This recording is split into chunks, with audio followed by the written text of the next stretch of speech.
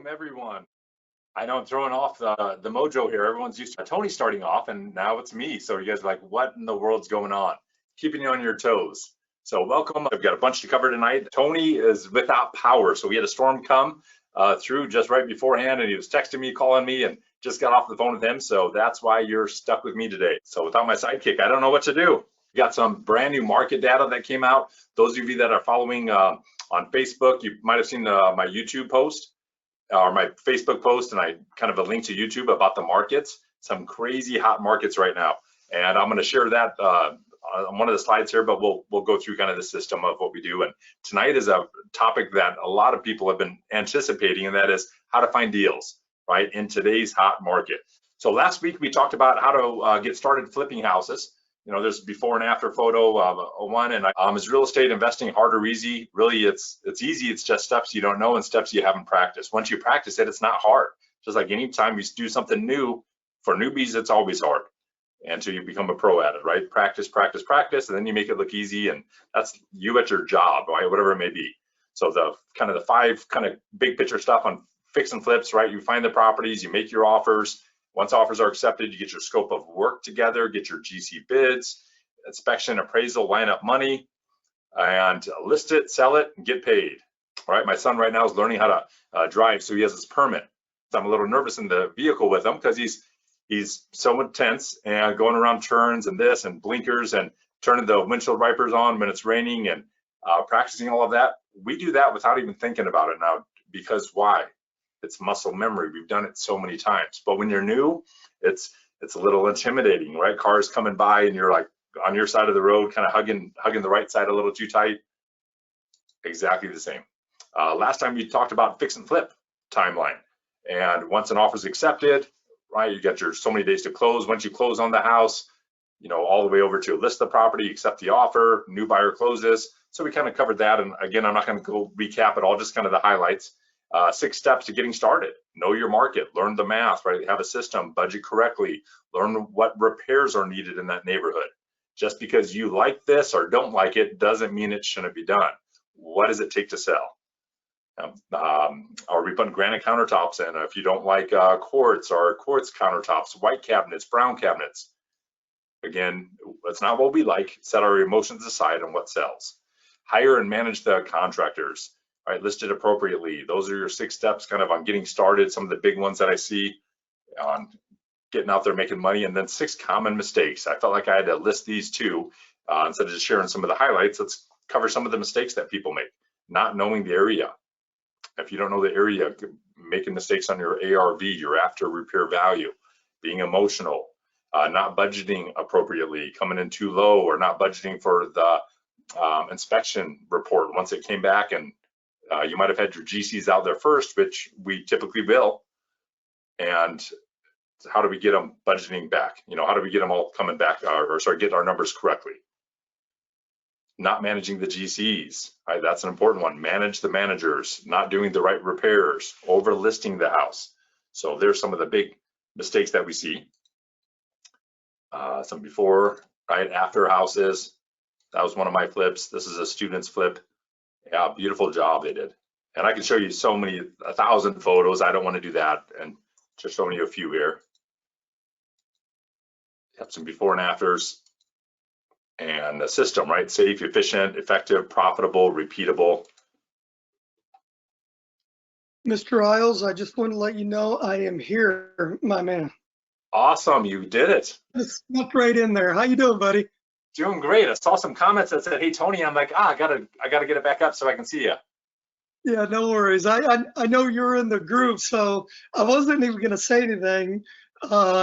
Everybody, I was just on the phone with Jeremy before we went live, and we're having huge power outages everywhere north of Philly. We had a big storm come in, took us out, but I will always jump on when I have an opportunity to do 2 things. Number 1, say hello to everybody. And number 2, which I think is even more important to me, is get to say hi to my dude. So what's up, Mr. Isles? Look, men in black tonight. Again, we synced up like we do so often. I was just saying, I just covered the recap. So before going into the next one, so that was actually a perfect transition right there. Look at that. Perfect timing. I love it. Well, let me just, before you start throwing heat, can I just jump in and say hello to everybody? Absolutely, please. Today's one of those days where, we always talk about, everyone goes through good and bad moments, and the storm was the least of my deal. Today's my mother's heavenly birthday today, and the best person I've ever met in my life was my mom. And Jeremy, you and I were actually training and teaching the weekend she passed away, and I remember that obviously very well. But I was also training students, and I had to break out and said, "Hey, I need to dash." And I lost my mother that weekend, Jeremy, if you recall. And today's the anniversary of, not of her passing, but her birthday. And I was thinking about that earlier today because even though it's a sad thing, I was so blessed to have her in my life for so long. And she's one of those people that were just amazing in every way. So not to bring any kind of negativity to our webinar by any means, but I actually am just feeling really blessed, and I wanted to share that with everybody. And rather than be sad, I just kind of looked up and, was extraordinarily grateful to have her in my life. Aren't we so blessed to we have such good friends and family, and that saying goodbye is so hard to them. That's a very big blessing, and you're right. Yeah, thank you. So here we are, and I want to say hello to everybody. I may lose you any moment because power has been in and out, and even though we have auxiliary power, the Verizon and the Xfinity and all that is down around here. So without further ado, Mr. Isles, you look lovely as always. Can I say lovely to another man? Is that okay saying it? To you, I can, right? If I have a black shirt on, yes. If I have pink, no.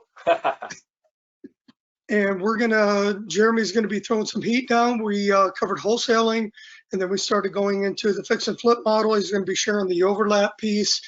And, I just was coaching some students this past weekend, and a big thing that was on everyone's mind was about, what's going on in the market. And I know Jeremy has some new data on the market that he just put out. But it's interesting because one thing that we always teach is, you base your information on facts, data, and logic. And even though the appreciation in the market right now is absolutely through the roof crazy, and there's a lot of people capitalizing on that, good for them. When it comes down to the investing side, remember, we are not planning our business based on COVID results, good or bad.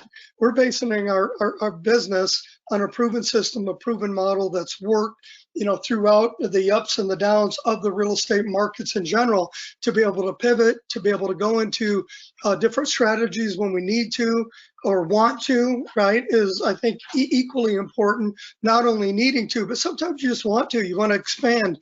And I was talking to a couple this weekend that had been doing real estate, and they were in the Tampa, Florida area, and they were getting really, really frustrated because they had done pretty well for a while in their market, but they were frustrated because there's 1,000 people a day moving to that area and just saturating the hell out of it, both on not only people moving in, but typically Florida's always been a pretty good place to brick and mortar fix and flip cash flow. They have a really good market, but now, because of what's going on, they're getting hit left and right. And I had a very serious discussion with them about remote level investing, which they kind of, and Jeremy knows who I'm talking about, but they have been ignoring it or putting it off for a very long time because they were comfortable in their marketplace. And what we were trying to do, we never push anybody to go anywhere. We guide, we direct, we encourage, we motivate, we teach, train, develop, but we don't push our students to do anything that at the end of the day is uncomfortable for them. Like, we don't mind nudging. Everybody is always nervous about real estate anyway, but if they just don't want to do it, we're not going to say, go do this, right? But now everything changed for them because of what's going on with this situation and, this aftermath that we're living from the COVID-19 and everything that happened. This shift, and it may shift for a year, it may shift for 2 years. There may be a COVID too, knock on wood, but you never know. But you don't base your business on that. Real estate was pandemic proof last year. It's very, very strong again right now. And it certainly will be for a while. When that is, nobody really knows. But the beautiful thing about it is you base it on facts, data, and logic. And there's markets all over the country right now that people are doing very, very, very well in. We're doing well in. Our students are doing very, very well in. My point is, don't be afraid of that, right? Because it doesn't matter where you are, 2 miles, 20 miles, 200 miles, 2,000. So for some of you that have been fighting that, I don't want to because of, I'm scared, I'm nervous about going somewhere else. This is a really good time to look at your individual process and make sure you're also pandemic proof in your local areas. And, a lot of the things that, we talk about on the cash flow side, and we always kind of use New York and San Francisco as an example of a not very good cash flow market because of the cost. Well, some of these other markets right now, because of what's going on, are in a different kind of positioning on the flip market as well. So, just be open-minded. Look at other areas. If you need recommendations, give us a shout. But don't be afraid to get out of your comfort zone. This business isn't supposed to be comfortable.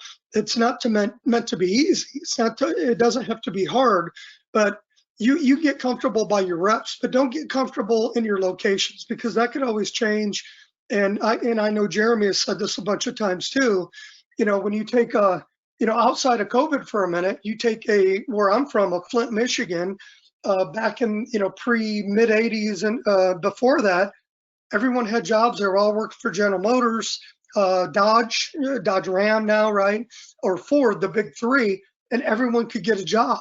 Unemployment rate was extremely low. People were spending money. They were driving new cars.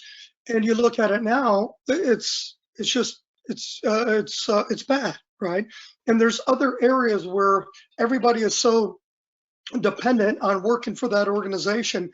Years and years and years ago, you could work for a General Motors, you could work for a Johnson & Johnson, you could work for, Carrier, right? These big, huge, massive brands, and you had generational living where people were living in that area. My great-great-grandfather, my grandfather, my dad, et cetera, and they all worked in this area. You had big families, you had cousins everywhere. You had Thanksgivings that was just chaotic but full of love. And a lot of that has changed, and people move out because of jobs.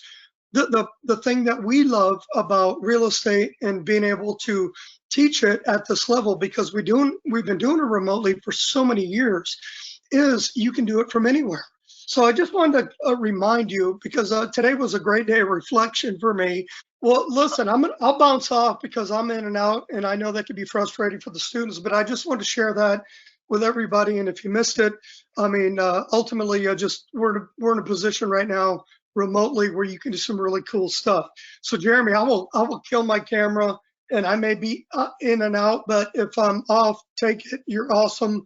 And just go with it, my man. It was great to pop on for a minute and see everybody. Jeremy, I'll shut up and let you rock and roll, my man. But just know that I feel lucky and blessed to be able to be here with Jeremy and to be able to do this on a remote level. And I'm encouraging everybody here to make sure you stay on track, stay on course. I see a lot of familiar faces. The information that you're getting from Jeremy, and the things that I teach and do. Turn those into action steps. It's one thing to be on here and it's good motivation and everything else, but don't forget to go out there and do the part that really matters, which is action. No, Jeremy, I did not say do. And with that said, I'm going to pass it over to you, brother. Well, thank you, Tony. And I want to say, but whenever you talk about the markets, you're right. If somebody's so dependent on one local market and something were to change, like Detroit, for example, right? Wow. Is your business, we talk about being scalable all the time, but are you being able to adjust and go to a different market? And I love that, Tony, that you were experiencing that or talking about that with people, and you lived it back in the time there. And back in whenever that was, that all those places shut down. Yeah. The beautiful thing about it is, the part that I think scares people about remote level investing is understanding real estate. Because, Jeremy, how many people have we taught that once they really understood it, and then they're like, well, why can't I can do it from anywhere, right? The process doesn't matter. The procedures do not matter. The paperwork does not matter. Our power team or impact team, those have changed. So it's really empowering a lot of people. And unfortunately, it takes this kind of jolt to make them look at things a little bit differently, even though you and I have been doing it for 8, 10 plus years. So, all right, well, I'll let you go before I cut out again. Everyone have a wonderful evening. Bless you all, and good luck. Go out there and get it. Yeah, well, thank you, Captain America. And, you're thinking about your mom on this day too. And yep, I'm sending love and all of that. Blessings. Yep. Thank you. Thanks, Tony. Coach Tony there. Appreciate it. Tony always shares some great wisdom. I love it when he jumps on too and gets to help us out and point you guys in the right direction. You can see the drill instructor, he's softened up a lot, I'm sure, since some of those old drill instructor days that he's did back in the past there. But what I want to talk to you today on is finding deals in a hot market. We know the market's competitive, it's hot. Let me show you the data on that too. I'll share the screen.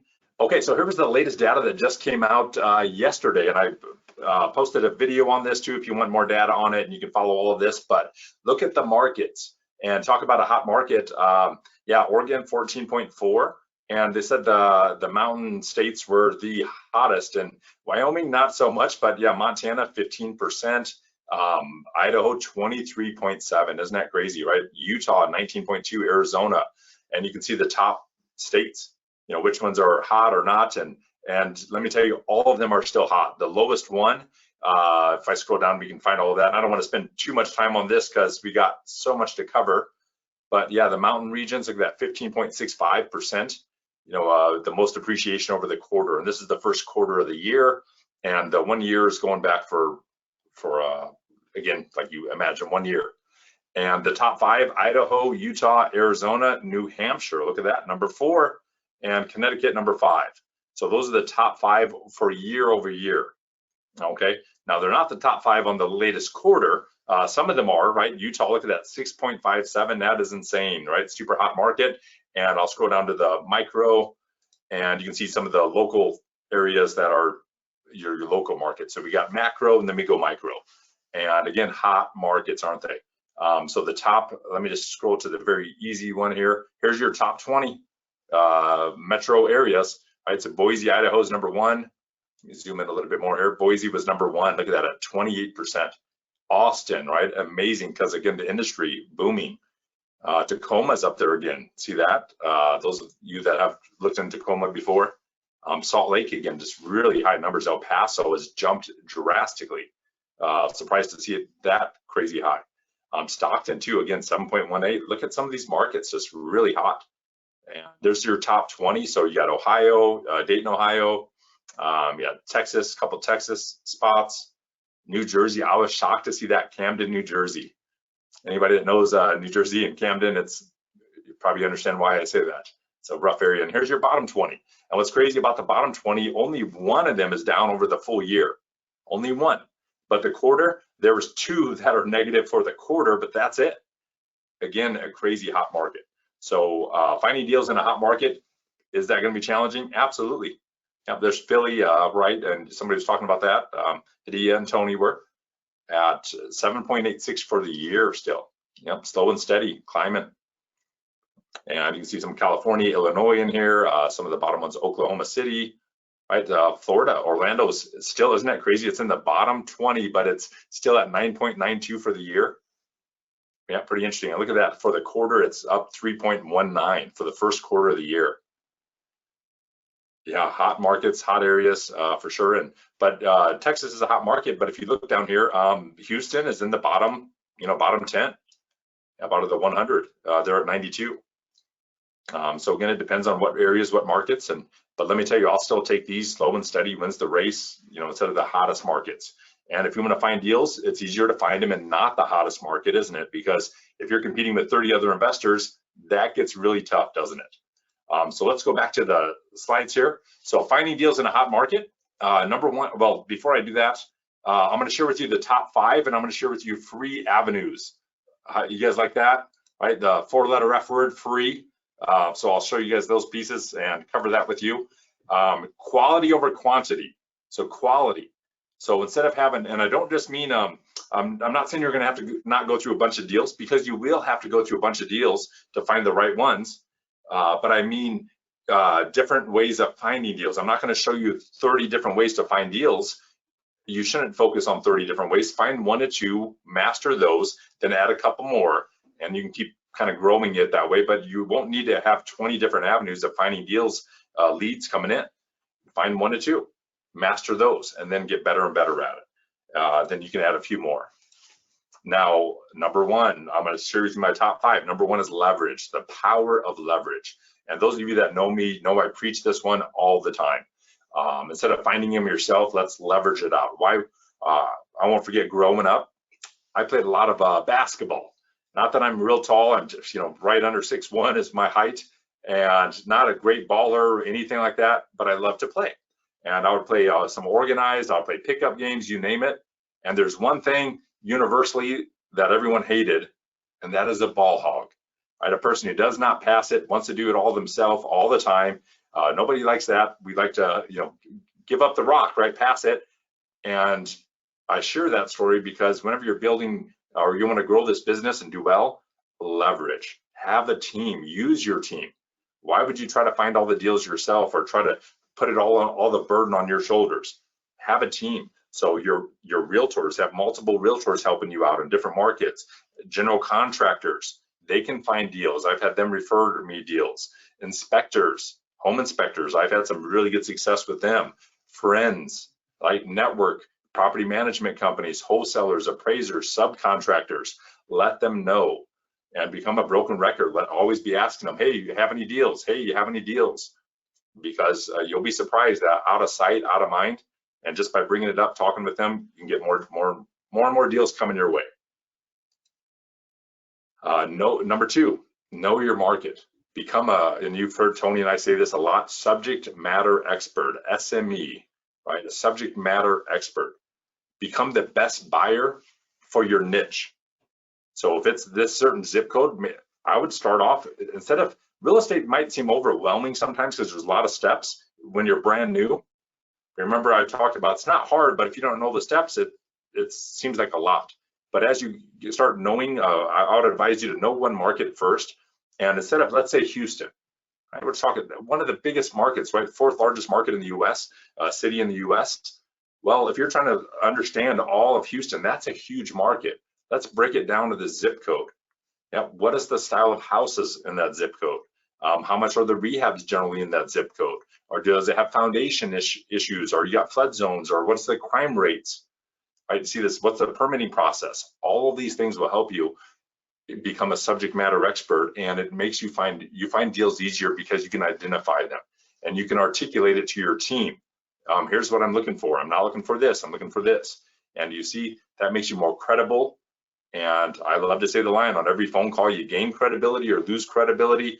Every time you're networking, gain credibility or lose credibility. So become that subject matter expert, know the market. So when you see a good deal, you don't have to, is it a good deal or not? And you waste too much time, while evaluating a deal. If it takes you more than 30 minutes to evaluate a deal, you went too deep.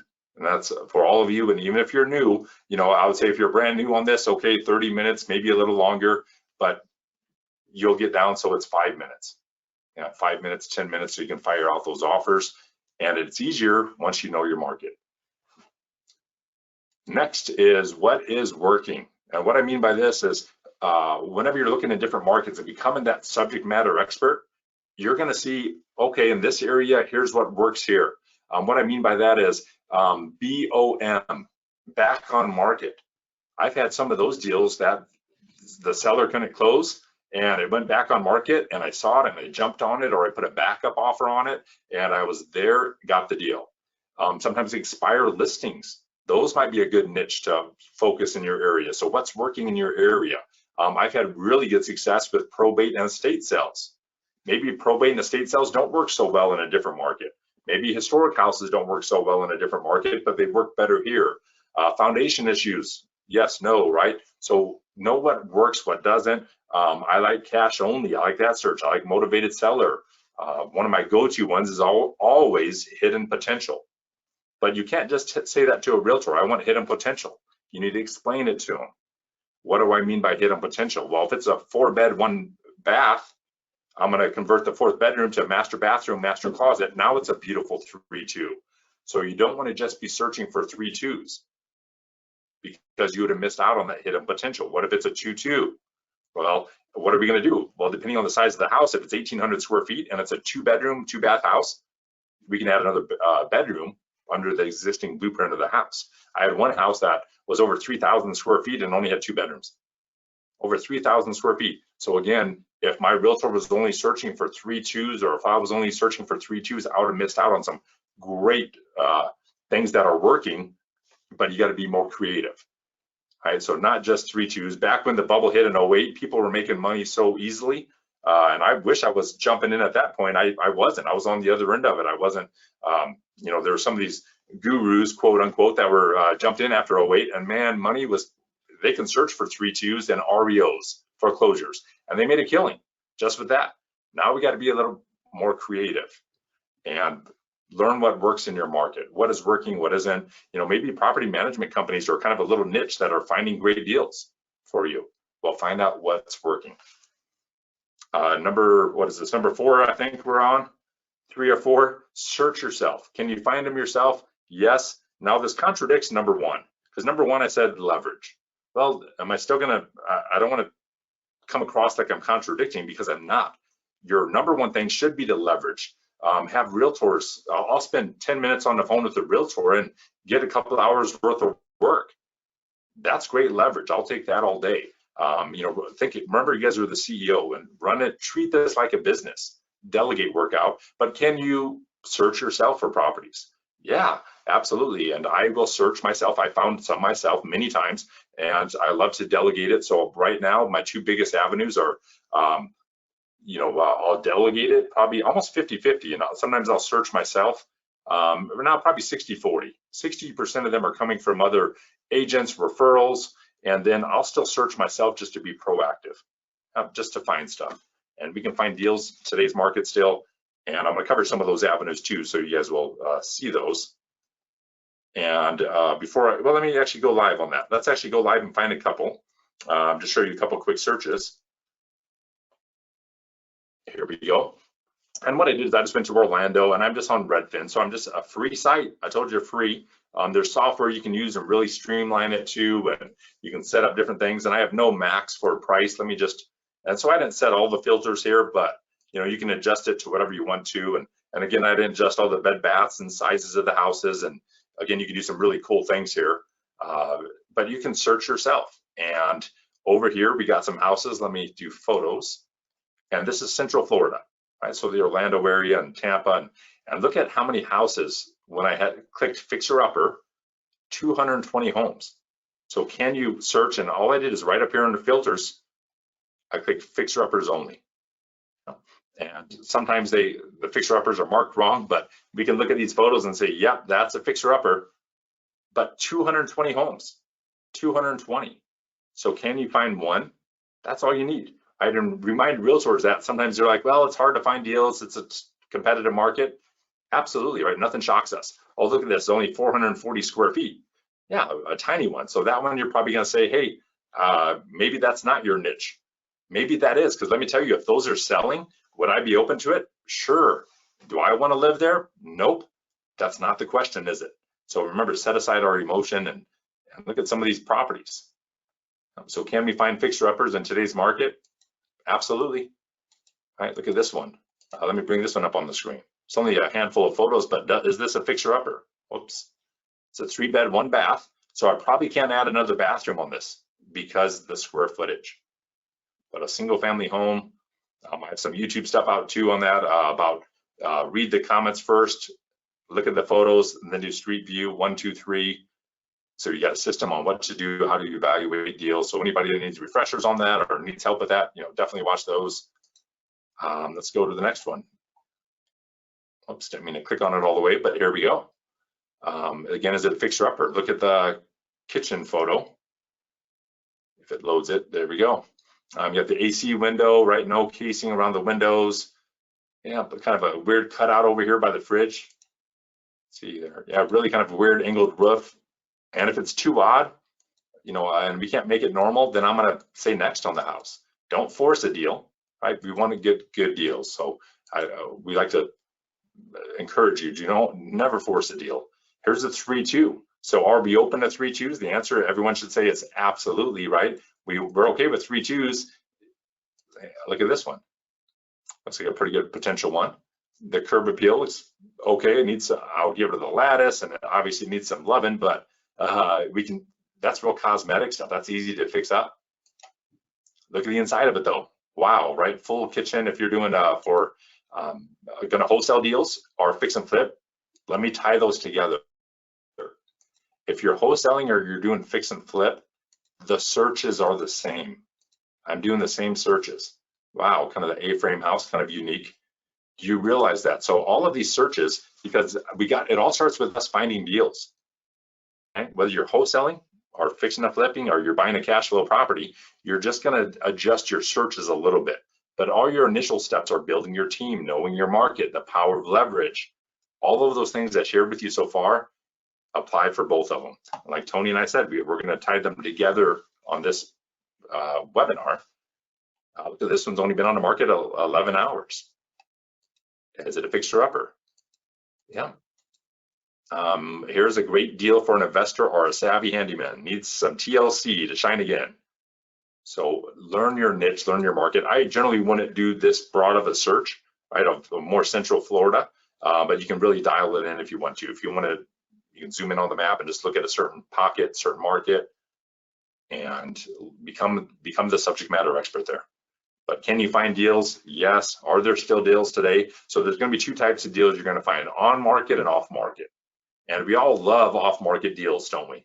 You know, those are kind of some of our cream of the crop. We can make some bigger profit in them. They're easier to wholesale to if they're off market deals. I mean, lots of benefits. The problem is we can't find them just like that. So those ones are more relationship building. So have your realtors, I'll have realtors find the off market deals and wholesale it to me or offer it to me, and they can make 2 commissions. They can list it, or sorry, they're working with the listing agent, the seller. So they're the listing agent, if you will. So they're working with the seller, they get that commission. Are they working with the buyer? Right, that's us, yeah. So they can make 2 commissions on that. They love it. And why would they share that deal with me instead of someone else? Well, if they're making double commissions, why would they not? If you're a realtor and you can make double commissions off one house sale, absolutely, let's market. Let's get it out there. Sometimes the houses are going to be too far gone. So don't force it. Like this house, if this is your first deal, I would probably not tell you to do it. This might be almost close to a tear down, and it may not be. But could you wholesale this deal? Right? If you don't want to take it as the front of it looks a lot better than the backside, doesn't it? There's some jokes in that, I'm sure, right there. Somebody can say, yeah, stuff overgrown, right? The fascia soffit looked pretty wobbly over here. Look at that, kind of like a little wavy. Yep, overgrown. Okay, could it be a deal? Yeah, maybe it's not the deal for you, but maybe you can wholesale it. And are you guys open to wholesaling a deal? Sure, right? What if your plate's too full, like we talked about? So you can find deals. The deals are out there. You can search, delegate it though, and then those are 4 different avenues I've covered with you. And the 5th one I want to cover, we'll go back to the slides, is you can search we did search yourself, so that was number 4. And you can use Zillow, you can use Movoto, you can use software, all kinds of stuff. The 5th one I want to cover is follow-up. Follow-up. I love the saying, the money's made in the follow-up. Those of you that know me, I say that all the time. The money's made in the follow-up. Following up the realtors, the GCs. Like I said, be that broken record. What's going on now? What can I help with? You finding any deals? Same with homeowners. Maybe they don't want to sell it now, but follow up, follow up, follow up. That's where you make your money. So some of you need to go back, and even properties that are, by following up, maybe now it fell out of contract. Now it's back on market. Good thing you followed up. Yep. So pay attention to those. Build your business, book a business, and back in the day, I forget, 15 years ago, we used to call it a tickler file, right? Go back to them, see where they're at, follow up with them on leads. Well, that's what properties are. They're leads, aren't they? So those are the big 5 I wanted to cover with you. instead of covering all 20 different avenues of marketing and trying to get leads coming in, those are kind of the big 5 I want to focus on and remind you guys to become an expert on a couple of them. And to recap what they were, let's see if I can remember here. I can go back to the slides real fast. I started with number 1, leverage. Delegate it out. Have realtors finding your properties. I'd have the contractors, inspectors. So that was number 1. Number 2, know your market. The more you know your market, you realize, hey, on this side of the train tracks, they're different priced. I need a cheaper one. And that instills confidence in your team too once you know the market more and more. So focus on a niche. I'd start with maybe a zip code or 2, learn those. And my team, I'm coaching and mentoring. I'm telling them, start with 3, 4, but let's get 5 of them. Zip codes, specialize in those 5, know it, become a pro in those markets, and be the best buyer. Yeah. And how are you the best buyer? By knowing your market. What is working? Is it back on market? Is it expired listings? Is it probate estate sales? What's working? Focus on that. So you can search for yourself. And number 5 is follow up. So those are the big 5 on covering that. And I'll go to Q&A. If there's a couple Q&A here, we'll do this. And if not, we'll wrap up here a little bit earlier tonight. And we try to keep it, as Tony says, 45 minutes anyway. So let me stop I can keep the screen there. If there's any Q&A, it looks like I got some coming in. So I'm going to read these while you guys are typing in if there's any more. Yeah, Hadia says, what's been working for her, searching for herself, finding deals. Bill says we have over 14 properties and only seen 2 of them before purchase. Yeah, so he's doing a ton of it remotely. And again, can you do that remote? Absolutely, with systems in place. You'll realize the more and more houses you flip and buy for cash flows, a house is a house. And it really is. You let that sink in. A house is a house. Well, is it going to have a kitchen? Is it going to have some bedrooms or a studio or something, right? Is it going to have a bathroom? Is it going to have a garage or not? Is it going to be 1-story or 2-story? But you see how all these are predictable depending on your market. Redfin, Zillow, Trulia are sending you listings. Yeah. Can you use the free sites? Absolutely. You don't have to pay for any of those sites. Those are all free. So good question. And you can use all of those sites. You just have to log in sometimes with the email, and you can use any of those. Which avenue should you start with?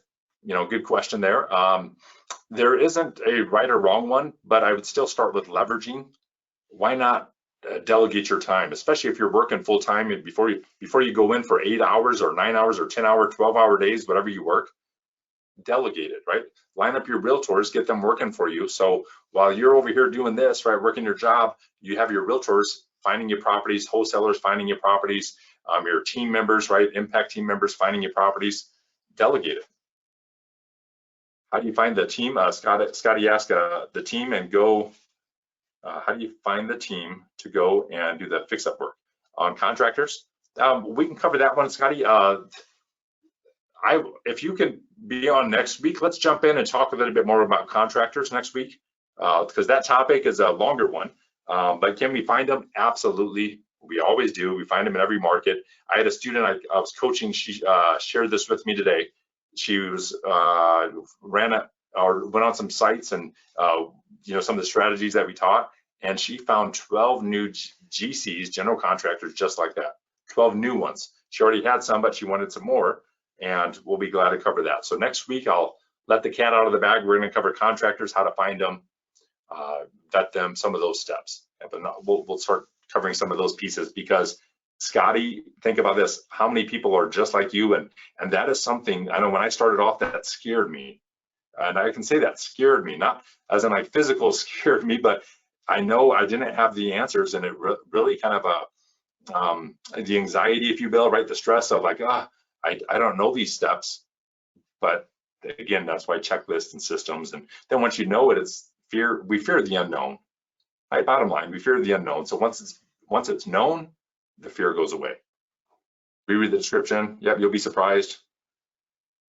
How did I miss the description? Yep, so that's the first step. You're right. You got the step 1 was the first thing I do is read the agent remarks. Yep, number 1. Yep, so read the description, read that. Sometimes you'll see in there, you guys have my video on that. If you want to go watch it, you can. It's on YouTube under high impact outcomes. So if you guys go on YouTube, go to high impact outcomes, and you can subscribe, and you'll see all the new videos that come out. And one of them was the first 3 steps. When an agent sends you a property and they're good, even if you're finding a property, what are your first 3 steps when you find it? And because don't ask for comps right away, what if 1, 2, 3? So make sure you follow the 3 steps. Great, thanks ECAT. A great reminder, read those. Because I've had students that waste a lot of time and then they go back and they ran all the numbers and did all of this, and investors have done, spent, I don't know how many, maybe an hour or something going through it all, right? 30 minutes, an hour. It depends on how in depth they went. And right in the agent remarks, it said something like not open to investors at this time, only owner occupied, right? Or auction property or something. And it's like, dang it, that's not your system, not your niche. So moving on. You're learning from best. Thank you. The kind of word. So Q&A, I'm going to wrap it up here, guys. Just remind you, everyone here, follow us on Facebook, Instagram. You just type in high impact outcomes. You'll see and then I even mentioned YouTube. You can go on there. I posted a video today about the markets. If you want to know about the latest, greatest markets, go on there, like that, subscribe, leave comments below. Please let us know what you like, because if you like it, we'll make more and more videos on those. Whatever topics you want, like contractors, that's going to be a big one. Yeah. EMD. Yep. Oh, thank you, Bill. I appreciate it. And I'm going to close out here. If there's not any final thanks here, everyone, I appreciate you guys' time going through this and being here. We're always here to serve you, and I mean that. We really are here to serve you, and whatever you guys need, whatever you're running into, please let us know. We love feedback so we can help you navigate this trial and error, because sometimes you feel like you're alone. You feel like you're an island, don't you? And I say that because I've had so many students share that with me. So you're not an island. You don't have to take this all on your own. We're here to help you. Just let us know what you're running into. Right? I like to use the saying, we can only solve problems that we know about. Right? So just like if you have kids or anything, or you run a company, you can only solve problems you know about. So anything we can do, let us know. I'm going to sign out here. Thanks to everyone for joining us. And next week, we're going to talk about contractors, finding them and some other pieces and warnings and stuff to watch out for. But thank you, everyone.